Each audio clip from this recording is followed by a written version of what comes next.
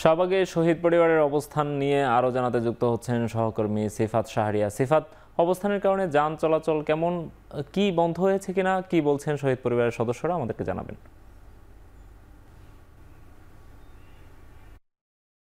আমরা যেটি দেখেছি যে শাহবাগে যে অবস্থান কর্মসূচি পালন করছিল যারা শহীদ পরিবার রয়েছে তারা এখনো অবস্থানেই রয়েছে, কোনো পরিবর্তন হয়নি। আমরা কিছুক্ষণ আগে দেখেছি সার্জিস আলম রয়েছে, তিনি এখানে এসেছেন, তিনি শহীদ পরিবারের সাথে কথা বলছেন। আমরা সেটি একটু দেখাতে চাই।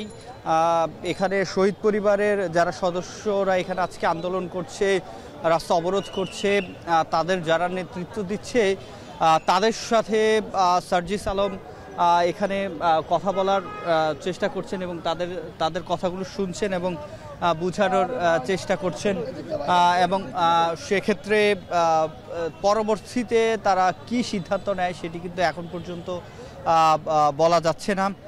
তবে তাদের সাথে কথা বলার পর এখন পর্যন্ত তারা এখানকার কোনো সিদ্ধান্ত জানায়নি। আর যান চলাচলের কথা যেটি জিজ্ঞেস করেছেন, যান চলাচল এখন চারপাশের যে অবস্থা, যে গাড়িগুলো ছিল বন্ধ অবস্থায় সেগুলো বিকল্প রাস্তা দিয়ে চলে গেছে। দুই একটি বাস আমরা দেখেছি যারা বিকল্প রাস্তায় ঘুরাতে পারেননি তারা এখনো রয়ে গেছেন এবং আশপাশের যে এলাকা রয়েছে সেই এলাকায় বিশেষ করে ইন্টারকন্টিনেন্টের সামনে হয়ে যে বাসগুলো গুলিস্তান যাবে সেগুলো চলে যাচ্ছে, সেগুলো আর শাহবাগে আসছে না।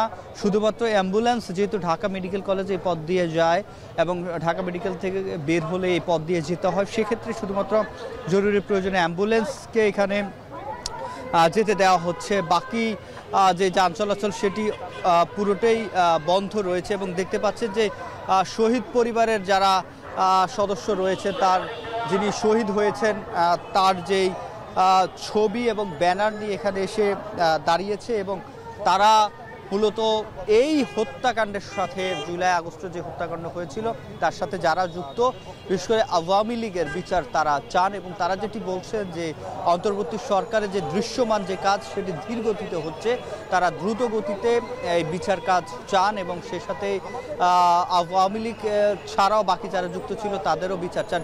তো এই ছিল আমার কাছে শাহবাগ থেকে সবশেষ।